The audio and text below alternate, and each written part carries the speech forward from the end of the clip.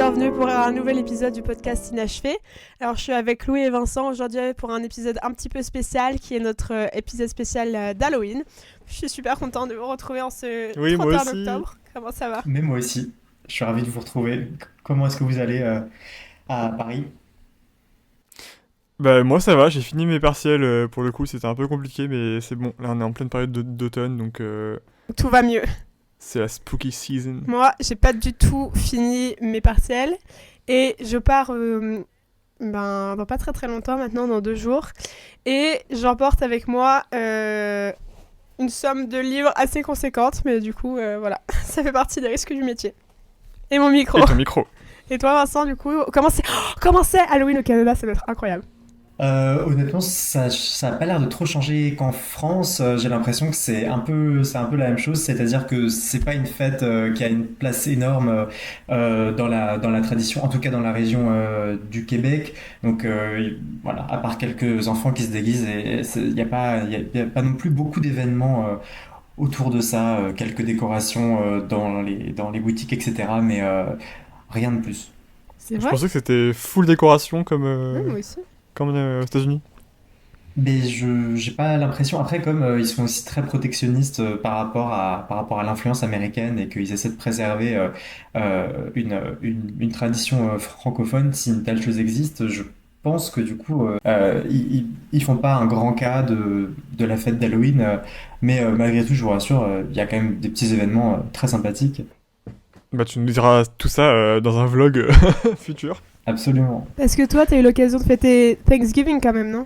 Alors Au c'est ça. Canada. Alors ici ils appellent ça l'action de grâce parce qu'évidemment il faut tout À la mode. franciser.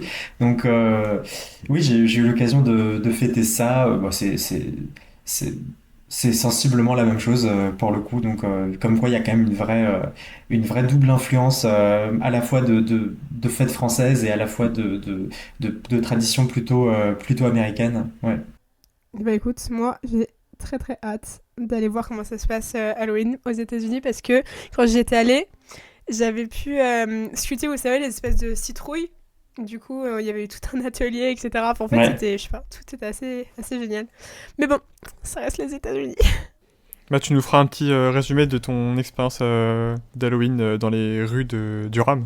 Parce que tu vas à Voilà. Durham. C'est ça, entre autres, exactement. Du coup, je vous montrerai des photos de citrouilles. Ah oui, mais je pense Avec qu'en plus ça plaisir. doit être particulièrement sympa à Durham parce que c'est quand même la ville d'où viennent les créateurs de Stranger Things aussi. Donc j'imagine que fêter Ah mais Halloween c'est vrai là-bas ça ça? doit être assez sympa. Mais Je oui. pensais pas, je savais pas. C'est tout à fait vrai. Oui, parce qu'à un moment donné, on s'était envoyé avec Vincent une capture d'écran où il parlait de Ouais. Durham. Enfin, c'était un peu... Ah mais trop En cool. fait, ils évoquent, ouais, il me semble même qu'ils évoquent Durham dans toutes les saisons, au moins une fois, parce qu'il me semble bien que les deux co-scénaristes viennent de Durham, ouais. Et ils ont fait Duke University ou c'est totalement juste Durham, la ville? Ça, c'est une bonne question. Je sais pas s'ils ont fait Non, je Duke. crois que c'était que la Non. ville. Ouais. Mais vous savez que, en revanche, l'université est revenue dans plein de séries américaines parce que c'est un peu la mode de réutiliser un environnement, bah, enfin vous le savez, un environnement un petit peu universitaire dans des séries. Et donc du coup, parfois j'ai la bonne surprise quand je regarde quelque chose de voir surgir pop-up le nom de Duke, donc c'est assez drôle. Bah, il faut dire quand même que c'est une université qui est très cinégénique, on peut dire, parce elle est tellement belle qu'elle s'insère quand même parfaitement dans une cinématographie. Euh, Ciné. Exact. Un cadre un peu Gilmore Girls pour ceux qui auraient la référence. Waouh, alors le fait que ça vienne de Louis, que parler de Gilmore Girls vienne de Louis alors que c'est moi qui l'ai initié, je trouve ça particulièrement navrant, Bon, j'ai mais pas été c'est pas très initié, grave. hein, mais... Mais vous savez du coup que c'est l'année, enfin il y a 2 ans, à la période de Thanksgiving et d'Halloween, que j'ai commencé pour la première fois à retravailler sur les sœurs Brontë et sur Jane Eyre. Et que donc, du coup, ça couplé à l'influence un petit peu spooky, parce que c'est vrai que Durham, c'est un côté un peu... et quand la nuit tombe très très tôt aux États-Unis à cette période-là, donc c'est un côté un petit peu effrayant. Ça, plus la lune un petit peu pleine, enfin, ça faisait un côté très Jane Eyre, enfin, ça donnait un côté très effrayant. Et je trouve que donc du coup, en littérature, il y a toujours des... Et ça, je crois qu'on en avait déjà parlé, mais il y a toujours des phases qui font qu'on a plus envie de lire tel ou tel livre à tel moment de l'année. Et donc du coup, Jane Eyre, par exemple, c'est une grosse révélation de l'avoir relu en automne. pendant Halloween. Bah, on en avait parlé avec l'invité surprise qui arrivera peut-être dans un autre épisode, mais oui, moi je suis d'accord. Il y a vraiment des phases de lecture. Et du coup, c'est quoi votre livre favori? En fait, non. Même, je dirais, votre auteur favori à lire pour Halloween. Oh, question beaucoup trop large. Mais non, mais parce que Louis, non, tu mais te souviens, on avait lu Cimetière. Oui, c'est vrai qu'on a, il y a 2 ans ou 3 ans, on avait tous les 3 lu. C'était plus, il y a 4 ans. Peut-être, ouais. Mais en tout cas, on avait tous les 3 lu Cimetière de Stephen King, c'était trop bien. Moi, Le j'avais beaucoup King. aimé. C'est vrai qu'on l'avait lu pendant cette période-là. Moi, c'est peut-être un peu galvaudé de dire Stephen King, mais d'un autre côté, c'est vrai qu'il y a certains de ses livres qui se prêtent tellement bien à cette ambiance-là. Puisque d'ailleurs, souvent. Alors, non, c'est pas vrai, parce qu'il y a pas mal de ces livres dont l'action se passe en été. Je pense à ça, C'est par vrai. exemple. Joyland. Joyland. Donc c'est pas complètement absurde de lire certains de ses livres en été aussi, mais il y en a aussi pas mal qui se passe dans la neige en plein hiver. Je pense à Misery par exemple. Je pense à Shining. Il y a souvent soit un caractère hivernal assez marqué, soit un caractère estival assez marqué. Mais ce qui est sûr, c'est que c'est toujours assez agréable de lire un livre dans lequel l'action se place dans un contexte froid quand on est auprès du feu nous-mêmes ou sous un plaid. Donc oui, c'est vrai qu'on avait lu Cimetière tous les trois quasiment en même temps. Et Ça. c'est un livre que j'ai pas mal apprécié. Ouais. Ouais. Et toi, Louis, du coup, une recommandation de lecture? Moi, si. Alors moi j'avais lu, ça n'a rien à voir avec, enfin c'est pas vraiment de l'horreur, mais c'était un peu pour rebondir sur ce que tu disais de genre un peu de l'université, enfin l'ambiance d'université. Moi j'ai lu le maître des illusions en français, mais en anglais c'est The Secret History, qui est genre très très connu en ce moment parce qu'il est à la mode un peu sur tous les réseaux, et alors qu'en fait c'est un livre qui est assez vieux je crois, mais c'est très, voilà, c'est ambiance d'université, Dark Academia pour ceux qui connaissent le C'est Dark style un peu. Academia. Bah voilà, c'est un peu en début d'octobre, voilà, et après moi j'avais lu il y a 1 an, j'avais lu un auteur qui avait inspiré Lovecraft et qu'on voulait relire avec Marine là, mais on n'a pas eu le temps je pense.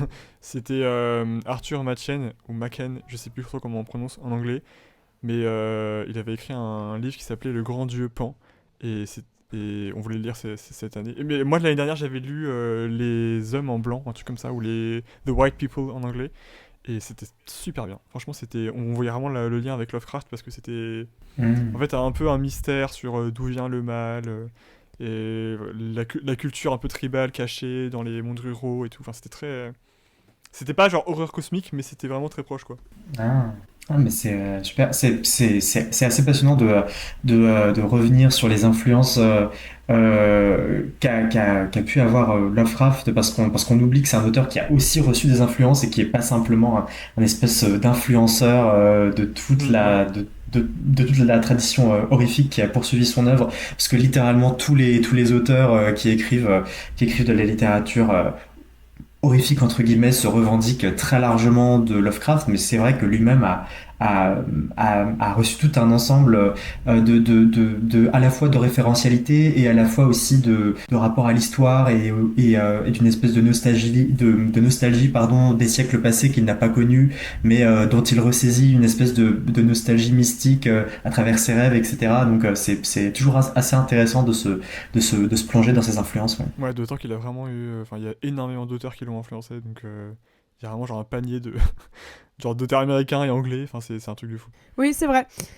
Et en revanche, ça me fait penser à un livre que j'avais acheté l'année dernière dans c'était dans une, pour resituer un petit peu le contexte, c'était une espèce de petite librairie qui était perdue au fin fond des États-Unis à Moab.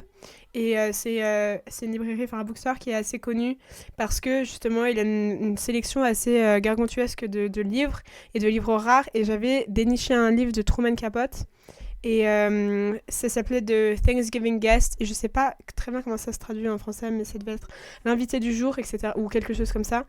Et c'était une histoire qui se passait justement pendant cette période-là, donc toujours pour repartir un peu dans cet univers un petit peu automnal, Donc il n'y a rien d'horrifique en soi, si ce n'est que l'invité pose question.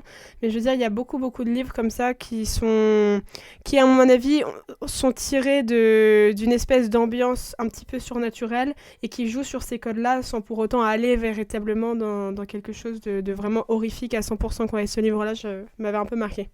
C'était une nouvelle ou un roman? Ah, Enfin, c'est une toute plutôt petite, non, c'est une toute petite histoire. Elle est très, oui, c'est même une novella. Enfin, c'est tout petit. D'accord, ok. Non, mais si vous voulez si vous voulez un petit peu plus épais, n'hésitez surtout pas à lire Rebecca, que Louis me tue maintenant s'il le faut. Mais Rebecca, pour le coup, c'est vraiment la période où il faut le lire. Mais je suis déjà en train de lire un C'est roman ça. Ah, de non, j'ai cru Charlotte que t'allais me dire Brontë. que t'étais en train de lire. Ok, ça Donc marche. je vais m'atteler Il est à en train de Rebecca lire un jour. Villette. Il est en train de lire Villette et je le remercie chaudement pour cette entreprise un petit peu ambitieuse dans le sens où c'est un énorme livre, mais Mais j'ai moi adoré, c'est un de j'aime mes beaucoup, livres moi, préférés. On n'en a pas beaucoup Non, parlé mais c'est pour... extraordinaire comme. Ouais, mais on n'en a même pas du tout parlé en fait pendant ton podcast sur la littérature gothique. Je sais pas si c'est un lien avec la littérature gothique ou pas, je suis pas encore assez loin dans le roman pour le dire. Mais...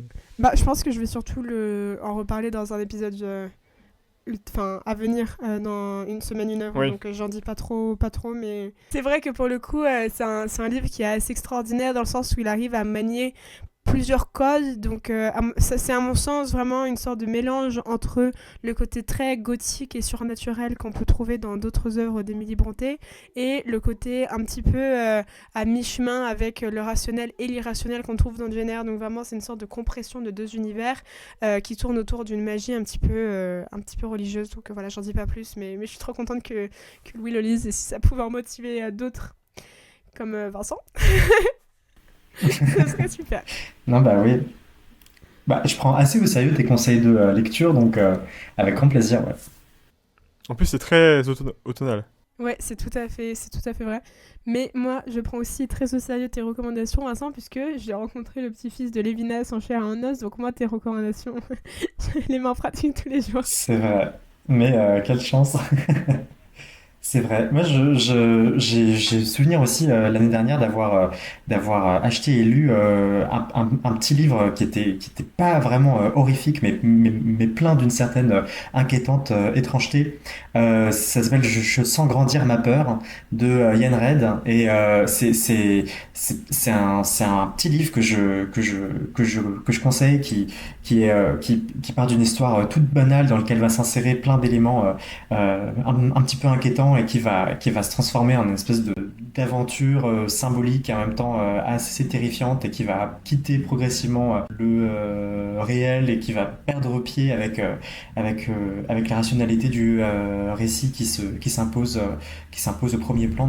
Donc voilà, comme on partageait nos récentes lectures pendant la période froide qui s'ouvre avec Halloween. Voilà. Oui, c'est super. Bah, j'ai jamais entendu parler, pour le coup, de ce roman. Moi non plus. C'est un contemporain ou un...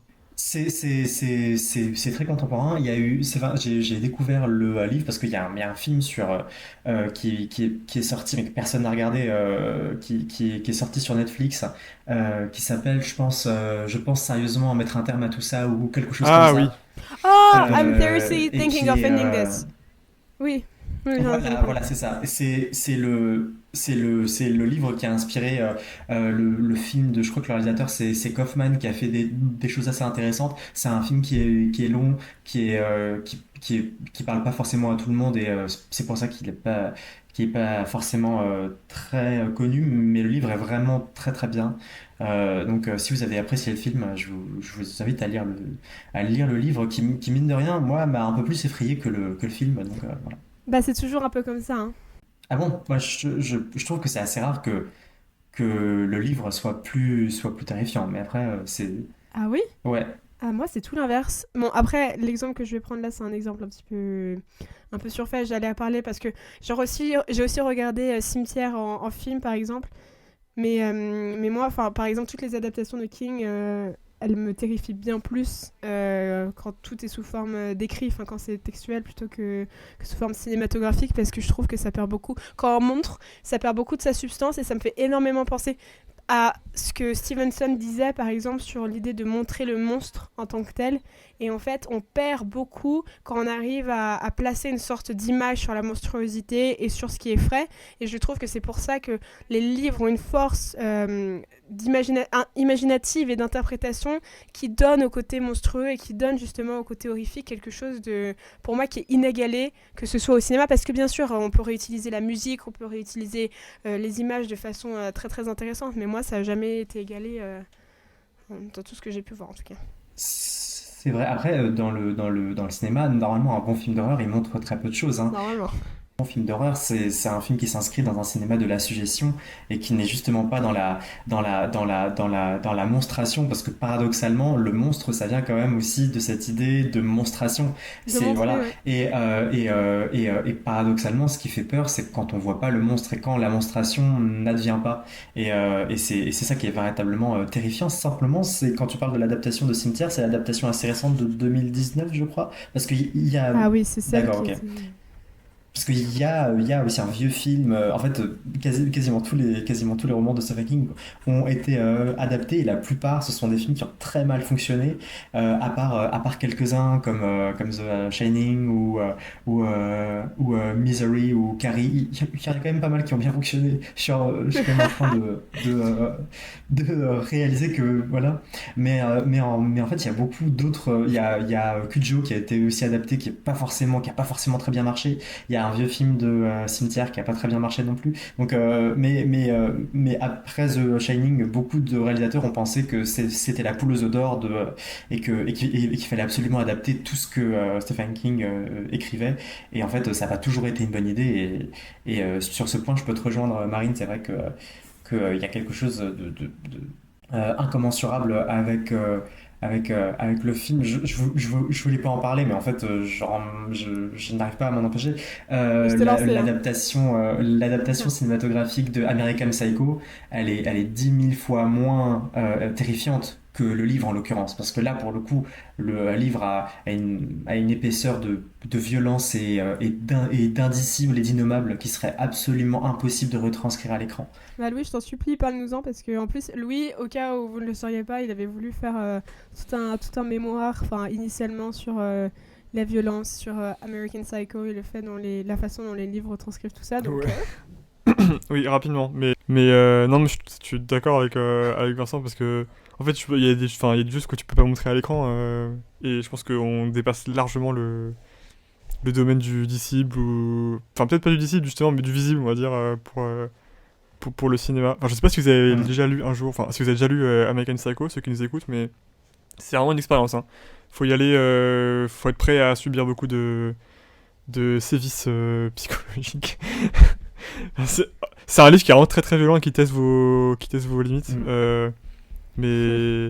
Mais d'ailleurs, je trouve ça Oui, intéressant. ça. On part sur un sujet totalement philosophique, mais en même temps, c'est un peu le but aussi. Mais moi, Ouais. du coup, pour mon projet, je devais bosser un peu sur American Psycho et faire la comparaison avec plein d'autres romans en fait, qui ont essayé de dépasser les limites pour atteindre un extrême en fait, de l'expression.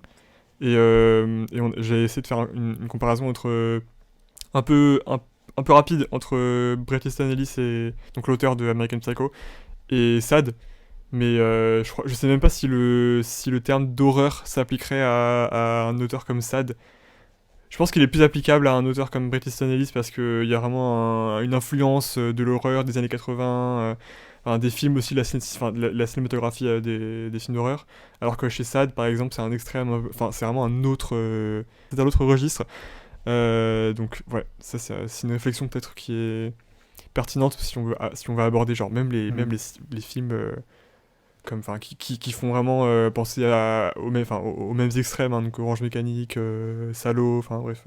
Et d'autant plus qu'il y a une énorme autoréférentialité de l'horreur dans American Psycho, parce que il regarde énormément de films d'horreur, que ce soit dans le livre, mais je pense aussi à une scène du film où il fait des oui, c'est abdominaux vrai. en écoutant Massacre à la tronçonneuse. Et donc Ouais, il y c'est a, vrai. il y a, il y a, il y a tout un espèce aussi de discours sur le film d'horreur et sur l'influence directe que pourrait avoir un Ouais. visionnage, un visionnage comme ça des films d'horreur ouais, Mais sur et en notre plus attitude. c'est presque l'horreur dans le cadre de si on dépasse l'horreur, on atteint quoi? Bah on atteint rien en fait. Hmm. Enfin, on avait lu aussi un peu genre tout ce qu'il avait écrit à côté, moins que zéro. On avait lu Ouais. aussi, enfin, c'est toujours le fait de, ok, qu'est-ce qui se passe si on dépasse l'horreur, bah on atteint juste, enfin, le sentiment du vide total, de la vacuité de Ouais. l'existence californienne où en fait on reste devant sa piscine à bronzer et à côté de nous il y a un viol Ouais. horrible. Enfin, mais bon, on réagit pas parce que c'est comme ça. C'est vrai, mais ça me fait penser très précisément à un passage dans Moins que Zéro où le personnage qu'on suit se retrouve à regarder un film qui en fait n'est pas un film mais une Ah oui, c'est vidéo vrai. réelle où il se passe des choses C'est extrêmement horrible ça. violentes et en fait ouais et en fait bah, comme tu dis exactement ils se sentent complètement vides après. Il sait pas s'il est choqué ou quoi, enfin il y a une espèce de vide derrière ça parce qu'il a vu quelque chose d'absolument horrible en réalisant que c'était pas un film, mais une vraie vidéo en Ça c'est fait. vraiment ultra moderne. Enfin, pour le coup, il y a pas de ça dans les auteurs classiques de l'horreur, j'ai l'impression. Enfin, un peu moins, enfin, en tout cas pas exprimé de la même manière. Oui, mais du coup, ce que je voulais aussi dire par rapport à ça, c'est que c'est une horreur qui est extrêmement intéressante parce que c'est une horreur qui renvoie aussi à soi-même. Moi, ce que je trouve extrêmement prenant dans American Psycho, c'est que à chaque fois qu'on lit, on est confronté à son besoin presque addictif d'en savoir plus et de voir jusqu'où peut aller l'horreur et jusqu'où nous-mêmes on peut finalement être témoins de ce qui se passe. Et oui, donc c'est l'horreur qui se fait face à elle-même et c'est justement là où le lecteur est plongé vers sa propre conscience et son besoin d'en savoir plus parce que quand on se retrouve à lire quelque chose d'extrêmement graphique en plein milieu d'American Psycho, le meurtre ou le viol de telle ou telle personne, et d'un coup on passe finalement une sorte de catégorisation et de liste de marques pendant 3 pages, on se dit mais mon Dieu je veux que ça s'arrête et que quelque chose reprenne, mais qu'est-ce qui reprend finalement si ce n'est la violence et si ce n'est l'horreur, et en fait on se retrouve complètement addict à une sorte de violence à laquelle on ne peut pas échapper, et quand on referme le livre on se retrouve exactement dans la même position que ce personnage dont parlait Louis, qui se retrouve finalement complètement désœuvré, debout devant sa piscine, en regardant sa propre vie, en se disant ok mais qu'est-ce qui reste maintenant que j'ai fini ça et maintenant que j'ai plongé les 2 pieds dans cette mare d'horreur qui m'a submergé pendant le temps de la lecture.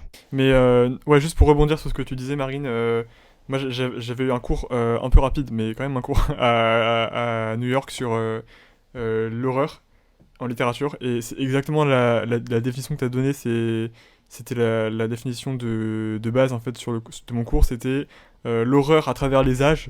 Donc même pour un texte par exemple médiéval ou anglais, ça sera toujours une définition de titiller un peu son rapport à l'horreur et de voir jusqu'où on peut aller nous aussi. Et, et ça, en fait, j'ai l'impression que c'est vraiment un truc. Donc, je disais ça à la fin de l'intervention de Vincent, mais c'est très très moderne parce que au 19e siècle, par exemple, l'horreur c'était ça, mais on n'allait pas finalement à un tel point qu'on sentait un vide. Donc, je vois que Marine a sorti Frankenstein comme si elle voulait citer. Mais par exemple, Frankenstein, je trouve qu'il n'y a pas de. Il y a une horreur, mais il n'y a pas une horreur une horreur ultra moderne, c'est-à-dire à la Bret Easton Ellis où on n'arrive plus à se repérer en fait. C'est vraiment une horreur de l'extrême quand même, mais je sais pas ce que t'en penses. Mais parce que, écoutez, voilà ce qu'on m'a dit et je trouvais ça extrêmement juste. C'est qu'il faut différencier 2 choses. C'est pour ça que j'ai sorti le livre. C'est pas pour citer le texte, c'est pour dire que d'un côté on a la terreur et d'un côté on a l'horreur. La terreur, c'est l'odeur de la mort, donc c'est vraiment quelque chose qui pénètre, quelque chose de très sensuel. Et d'un autre côté on a l'horreur, c'est-à-dire trébucher sur le corps mort.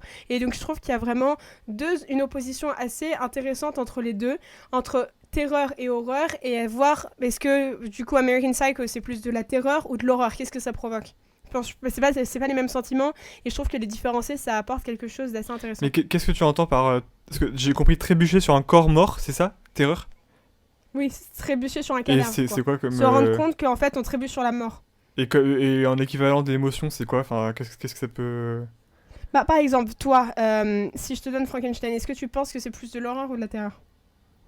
Moi j'ai plutôt l'impression que c'est de l'horreur, non? Bah le truc c'est que on a aussi tout le temps cette odeur de mort qui plane autour, et en fait on part sur de la terreur continuelle pour arriver justement à une forme d'horreur où il y a un massacre qui s'ensuit. Mais donc du coup en fait il y a une sorte d'évolution progressive qui laisse la place à une sorte de sentiment complètement horrifique, mais à la base c'est vraiment de la terreur. Très bien. Et après, enfin, vous avez peut-être envie de continuer sur ça, mais j'avoue que j'aurais bien voulu aussi faire un tout petit point cinéma parce que C'était le but, je peux Vincent! pas trop m'en empêcher. Mais je sais pas, est-ce que vous êtes allé au cinéma voir des films d'horreur récemment ou pas? Tu sais très bien ce que je fais Oups. concernant les films d'horreur.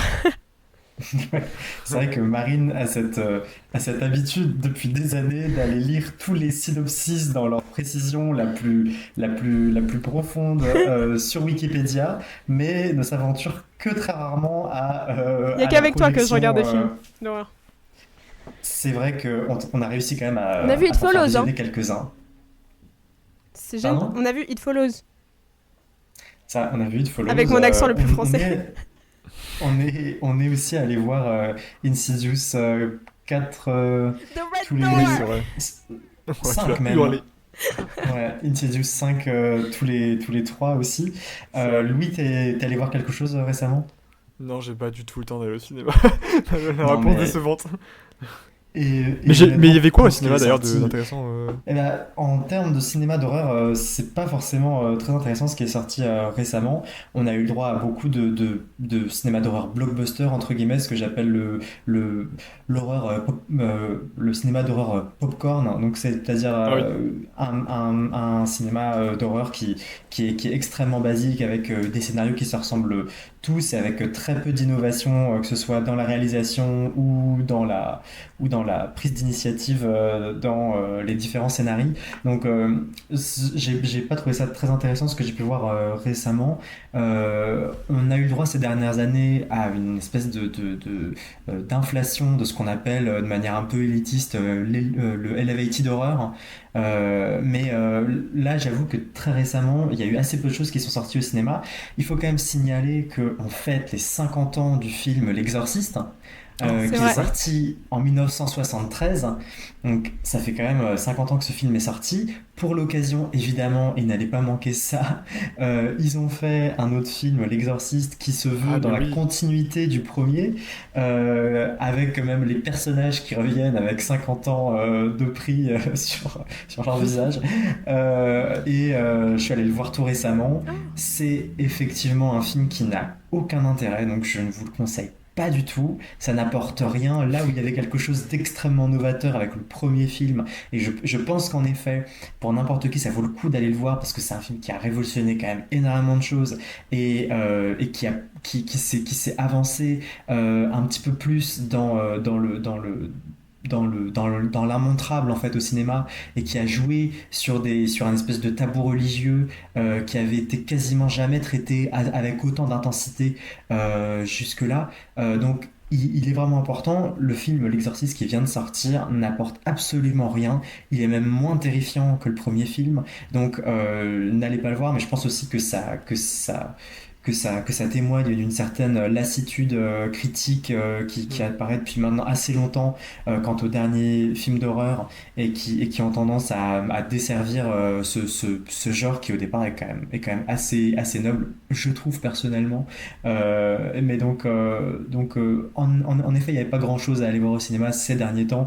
En ce qui concerne l'horreur, il y avait La Nonne 2 qui est une réitération absolument prévisible de tout ce qu'on a pu voir On est en train de euh, démonter tous les films de Warner Bros. On va se faire mais striker. Mais est-ce que tu te souviens qu'on avait eu bref. cette conversation, Vincent, sur les derniers films qui étaient sortis et je t'avais dit que Talk to Me, enfin bon, c'est pas tout récent non plus, mais c'est pas non plus très très vieux. T'avais dit que toi, ça t'avait pas du tout intéressé, alors que j'ai entendu des gens le louer comme étant assez révolutionnaire dans la façon justement d'apprendre l'horreur.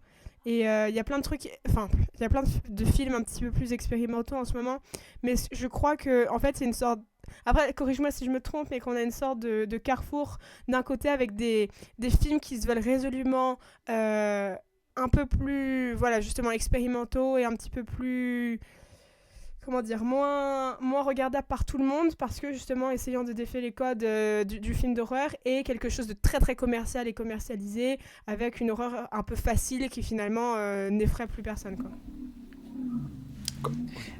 Oui, vas-y Non, Louis. c'est juste une question, quand tu parlais de Elevated Horror, tu pensais par exemple à Ari Aster, c'est ça? Enfin, les réalisateurs un peu.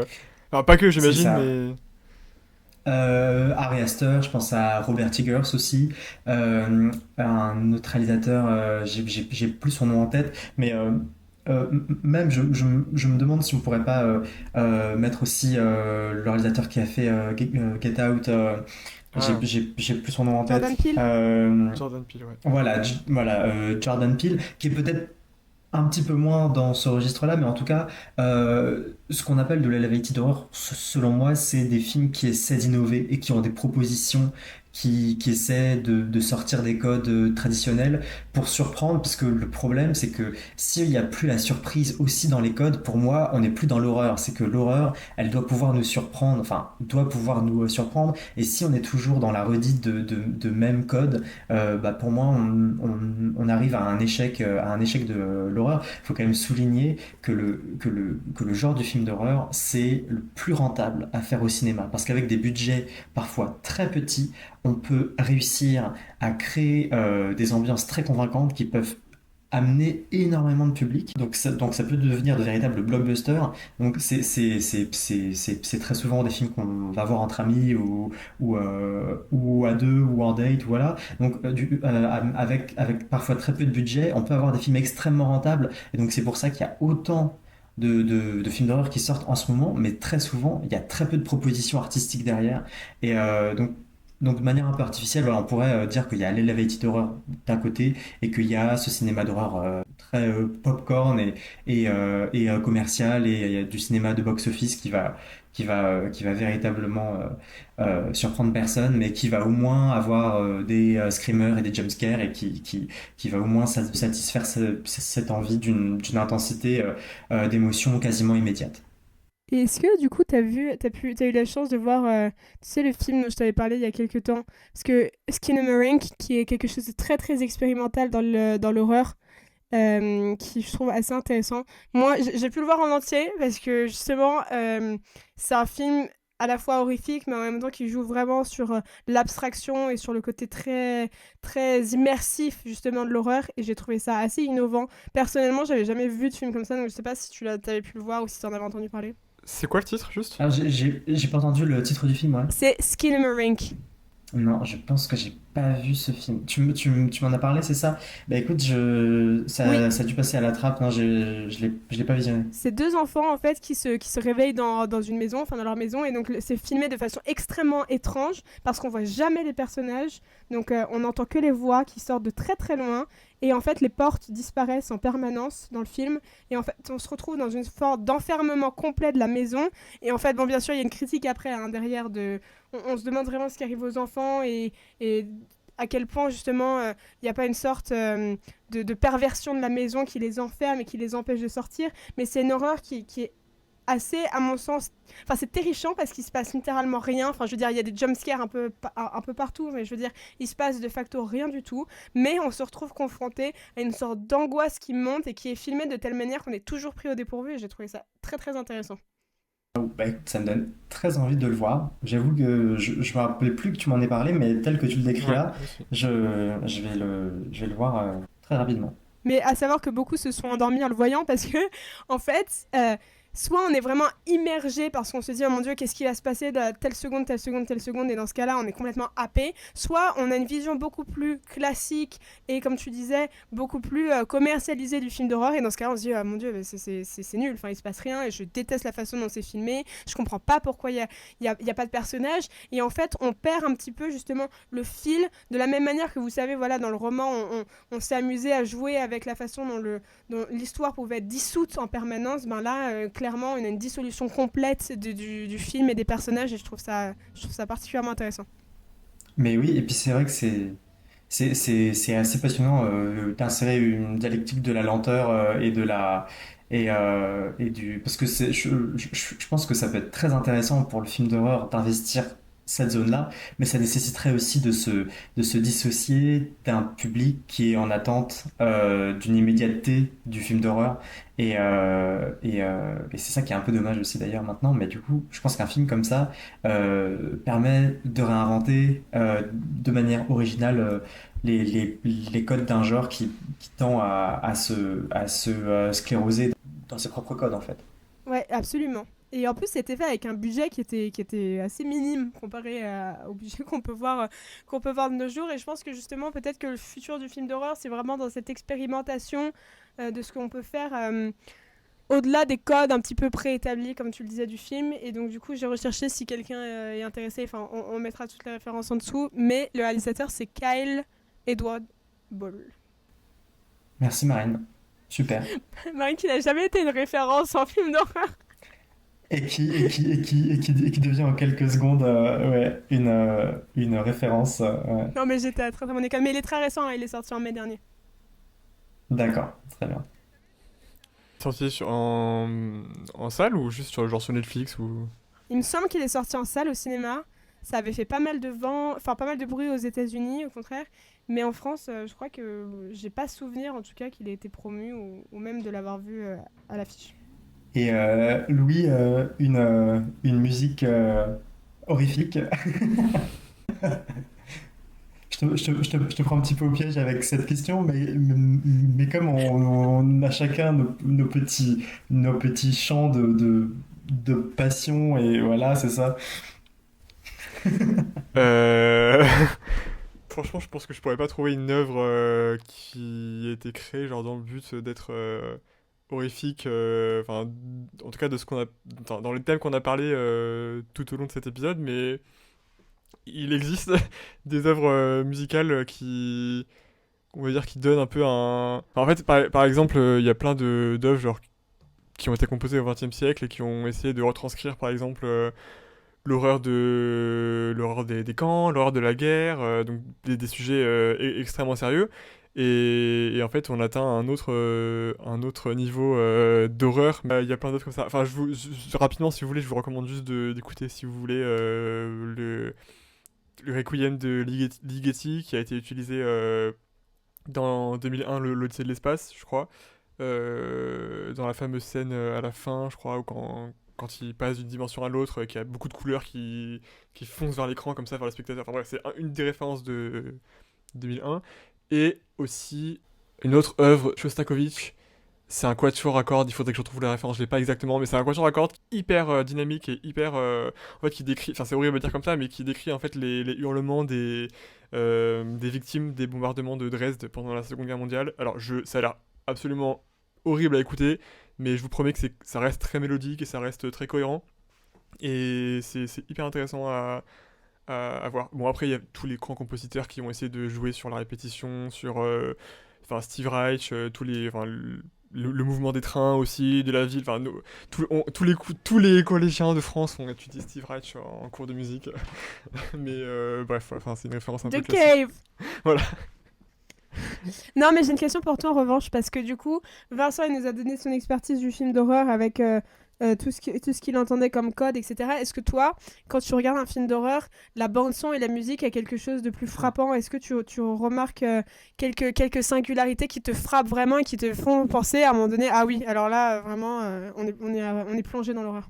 Mais en fait, dans beaucoup de films d'horreur que j'ai vus, c'est surtout de la musique figurative et c'est censé mettre en relief un jumpscare ou même un élément narratif qui est censé en fait être effrayant, mais j'ai pas l'impression que ce soit vraiment le but des. Enfin, ça permet, comme dans les films normaux, en fait, de rehausser l'émotion d'une scène ou de la mettre en avant, mais en fait, je pense qu'on n'est pas sur le même niveau. Par exemple, si on compare une partition d'un compositeur très connu du XXe siècle, si on compare par exemple le quatuor à cordes de Shostakovich avec la BA par exemple enfin la BA, la bande sonore pardon de n'importe quel film d'horreur, même des très grands films d'horreur aujourd'hui, je pense que c'est pas du tout le même projet. Enfin, il y a vraiment une question au-delà de la figuration, parce que vraiment c'est quand même de la figuration dans le cinéma. Si on commençait à faire de la musique pure au cinéma, je pense que ce serait genre très bizarre. Enfin, il y aurait deux messages contradictoires. Enfin, j'avais lu quelque part que je crois que 90% de la dimension effrayante d'un film d'horreur repose sur la musique. Si on Ouais, coupe c'est la sûr. musique, il ne reste quasiment rien de l'horreur. La place de la musique, elle est plus que centrale. Enfin, il me semble enfin, que proportionnellement à notre expérience cognitive de l'horreur, la bande son a quelque chose Ouais. d'absolument central et simplement en proposition musicale assez sophistiquée, on a évoqué le film It Follows. Il y a quand même une musique qui a été extrêmement travaillée. Il y a une bande sonore qui est absolument incroyable avec beaucoup de percussions qui mettent très mal à l'aise. Et moi, c'est une musique que je trouve véritablement effrayante. Et quand je l'écoute sans le film, elle fait ressurgir toute une espèce d'angoisse qui a été générée pendant le visionnage. Ouais, Je sais pas absolument. si vous l'avez en tête J- ou j- pas, Moi, je mais l'ai ça plus me en fait tête, vraiment mais je peur. me souviens qu'il y avait des percussions, effectivement. Et est-ce que tu trouves que c'est aussi Mm. similaire un peu dans les jeux vidéo enfin, tu retrouves pas cette idée que la musique, elle est vraiment partie intégrante, enfin, c'est presque un personnage à part entière dans les jeux vidéo d'horreur, hein, j'entends. Parce qu'il y a quelque chose de très très immersif, surtout quand on joue et quand on est plongé comme ça à fond dans ce qui se passe sur l'écran. On est complètement enfin, on sait qu'il va se passer quelque chose, on a le cœur qui accélère d'un coup parce qu'on écoute telle note et telle succession justement de mesures et on se dit oh là là mon dieu l'horreur approche. Mais non, enfin, Louis, je te laisse répondre, mais je pose simplement la question, est-ce qu'on peut vraiment parler de musique dans les films d'horreur, ou est-ce que c'est simplement un flux sonore qui... Mais non, mais il y a enfin, je pense que Vincent, c'est totalement de la musique, hein. Je voulais vraiment pas faire une distinction entre. Enfin, il y a une distinction qui existe, mais c'est pas une distinction comment dire, de nature, en fait. En tout cas, je suis d'accord que dans les jeux vidéo, même dans les jeux vidéo, il y a vraiment un travail sur la musique qui est fait. Après, je pense que c'est plus une question de. Là, on rentre dans des considérations un peu de la nature du jeu vidéo, parce que c'est quand même c'est beaucoup plus actif que le cinéma, et en fait, même si du coup, il y a du travail sur la musique, ça rend le jeu vidéo un peu plus cinématographique, justement, parce que il y a des effets de rythme qui sont créés avec enfin, l'avancée du personnage, ou. Moi, j'ai pas d'exemple à part peut-être. Je pense que Vincent, t'avais pas joué à un jeu qui s'appelait. Mais je pense à Until Dawn en fait. Oui, il y a Until Dawn, mais il y avait aussi le jeu sur genre le coach Nightmare, un truc comme ça. Mais je sais plus, j'ai totalement oublié Il y a le. The Evil Within, Voilà, c'est ça, exactement. avec un accent absolument terrifiant. Ouais. Oui, oui, c'est vrai, mais en y repensant, j'ai pas souvenir que la musique m'ait plus marqué. J'ai souvenir qu'il y avait beaucoup d'effets sonores, mais Ouais, en fait, c'est ça. Je pense qu'il y a plus d'effets voilà. sonores.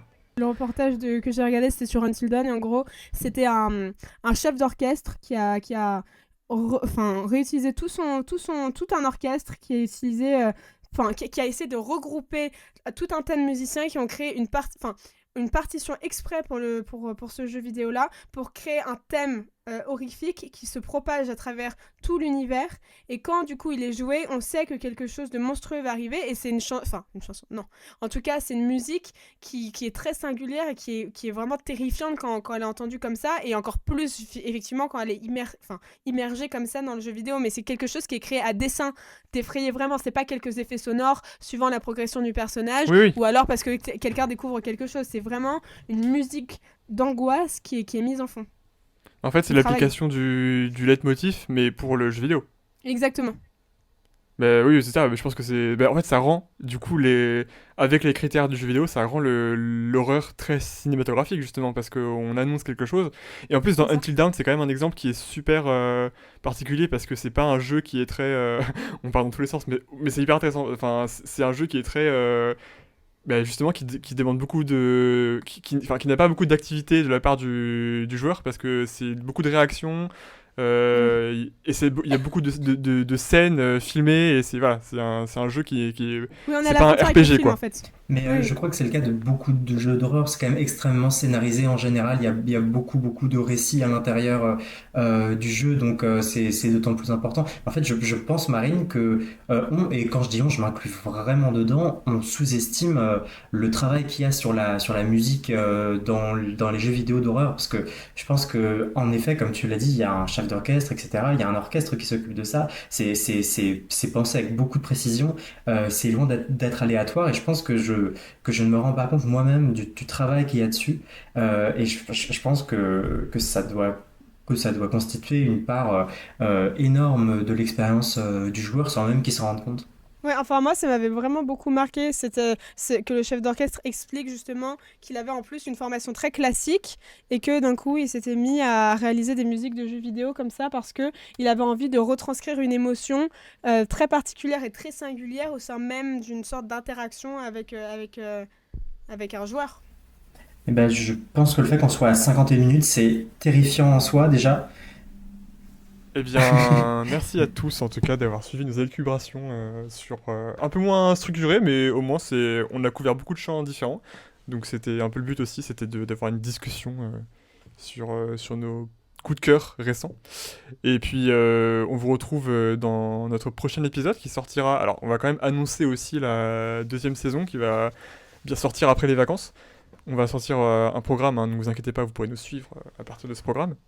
Je crois que le prochain épisode, c'est Marine qui va le faire. Donc, voilà, on vous retrouvera pour un épisode le 19 novembre, pardon, avec notre invité spécial qui donc va bientôt être dévoilé. On a très hâte.